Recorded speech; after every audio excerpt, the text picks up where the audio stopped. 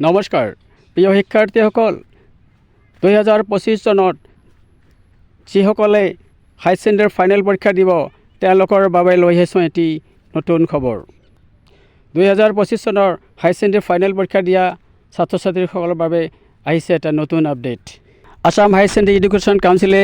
আগবঢ়াইছে এটা নতুন নটিফিকেশ্যন আসাম হাই ছেকেণ্ডাৰী এডুকেশ্যন কাউন্সিলে আগবঢ়াইছে এটি নতুন আপডেট যিসকল শিক্ষাৰ্থীয়ে 2025 চনত হাই ছেকেণ্ডাৰী ফাইনেল পৰীক্ষা দিব তেওঁলোকৰ বাবে এটা সুখবৰ বোৰ্ডে জনাইছে যে যিসকল শিক্ষাৰ্থীয়ে 2025 চনত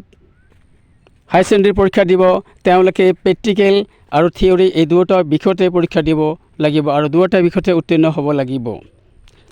প্ৰেক্টিকেলত থাকিব 20 মাৰ্কছ আৰু থিয়ৰীত থাকিব 80 মাৰ্কছ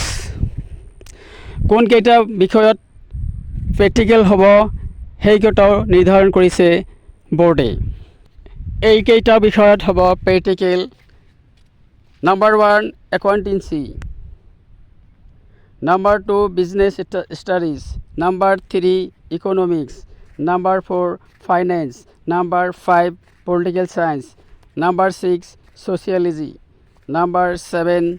স্বদেশ অধ্যয়ন এইকেইটা বিষয়তে হ'ব প্ৰেক্টিকেল আৰু বাকীবিলাক ছাবজেক্টত প্ৰেক্টিকেল নহ'ব আৰু এই প্ৰেক্টিকেলখিনি কেনেকৈ জমা দিব লাগিব এই বিষয়ে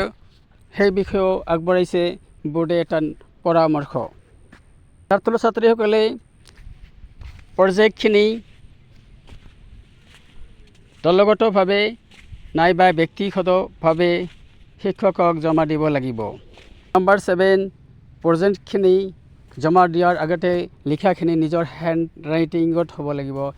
এই হেণ্ড ৰাইটিং সলনি যদি কম্পিউটাৰ হয় তেনেহ'লে নচলিব নাইবা কিবা অন্যৰ বেলেগৰ দ্বাৰা লিখিলেই নহ'ব নিজৰ হেণ্ড ৰাইটিং লিখিব লাগিব আৰু সেই হেণ্ড ৰাইটিংখিনি A4 সাইজ পেপাৰত লিখিব লাগিব আৰু এইখিনি কেনেকৈ লিখিব ইয়াৰ দুটা পিঠিৰ এটা পিঠিহে ব্যৱহাৰ কৰিব পাৰিব দুটা পিঠি ব্যৱহাৰ কৰিব নোৱাৰিব মাত্ৰ এটা পিঠিতে লিখিব লাগিব আৰু এই প্ৰজেক্টখিনি জমা দিয়াৰ আগতে আৰু কিছুমান ফৰ্ম ফিল আপ কৰি জমা দিব লাগিব লগতে সেইখিনি মই দেখুৱাইছোঁ তোমালোকে সেইবিলাক চাই ফৰ্মুল গাঁঠি লৈ সেইবিলাক শিক্ষকক জমা দিব এইখন এটা ফৰ্ম এইখনো এটা ফৰ্ম তাৰপিছত এইখনো এটা ফৰ্ম এইখনো ফৰ্ম ফিল আপ কৰিব লাগিব এইবিলাক ফৰ্ম এই প্ৰজেক্টৰ লগতে গাঁঠি লৈ শিক্ষকৰ ওচৰত জমা দিব লাগিব আজিলৈ ইমানেই ভিডিঅ'টোৰ দ্বাৰা উপকৃত হ'লে চেনেলটো ছাবস্ক্ৰাইব কৰিব ধন্যবাদ